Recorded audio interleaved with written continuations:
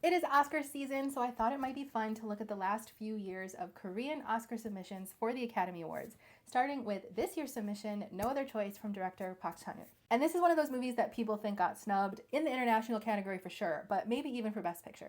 This stars Lee Byung-hun and Son Ye-jin, and it follows a family man who loses his career after 25 years when automation starts to come in. For this man, losing his job is akin to losing his very identity, so eventually he hatches this wild plan to get back to work. On a technical level, this was absolutely masterful. It's really interesting visually. There are some very creative shot compositions. The entire cast gives brilliant performances. I especially loved Yeom Hae-ron in this. I always love her, and I just wish there had been so much more of her because her scenes in this movie were definitely my favorite. The sound design was also wildly creative. Some of the most creative uses of sound I've seen in a movie in a very long time. It's the kind of movie where if I was still in school, I'd have absolutely no trouble writing essays about this film. But I was paying as much attention as I was to the technical aspects of this film because I wasn't fully invested in the story. I've been trying to figure out why I felt that way, and it might just be because this is yet another film about the bleak reality of capitalism and identity. And I'm not sure this movie said anything new or different that hasn't been said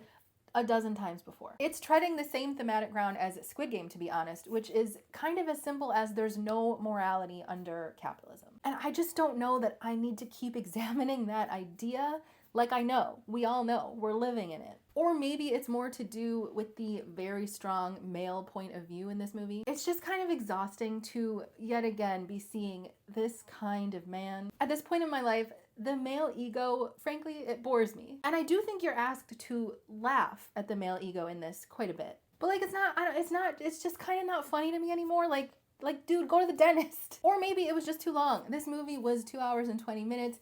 It felt overstuffed. It felt like there were threads that didn't need to be in there. The individual scenes were long. They started early and ended late. But whatever it was, I was literally looking at my watch. Sitting in the theater, the last like 40 minutes, I was checking my watch. It just feels like inherently this movie is not made for me. It is made for a very particular kind of man who is at a particular stage in his life. All that being said, I'm glad movies like this exist. I'm glad this movie exists. It is deeply human. It has a human soul behind it. There is obviously a masterful artist behind the lens with something to say. And I will also say I thought this was better than several of the movies that got Best Picture nominations. I absolutely agree that this was snubbed. And if nothing else, it for sure deserved a sound design nomination because this is worth seeing for the sound design alone. Have you seen No Other Choice? What were your thoughts? How do you think it compares to other Park Chan-wook movies?